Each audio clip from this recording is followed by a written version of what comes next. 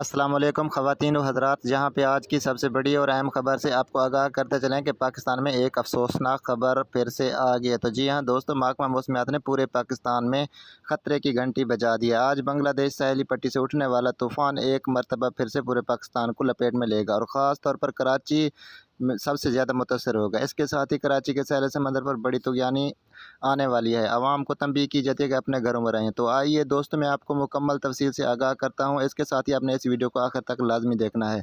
इससे पहले वीडियो को लाइक करके चैनल को सब्सक्राइब करके साथ खड़े बेल आइकन को प्रेस कर दीजिए ताकि इस तरह की खबरों का नोटिफिकेशन आपको बर वक्त बआसानी मिलता रहे। तो जी हाँ दोस्तों, आपको बताते चलें कि महकमा मौसमियात ने ताज़ा तरीन रिपोर्ट जारी करते हुए पूरे पाकिस्तान में एक बार फिर से आंधी और तूफ़ानी बारिशें आने की रिपोर्ट जारी कर दी है। पूरे पाकिस्तान को घरों में रहने की तंबीह की जाती है। पाकिस्तान में आज से दाखिल होने वाला ये बारिशों का सिलसिला आइंदा पूरा हफ्ता पाकिस्तान में रह सकता है।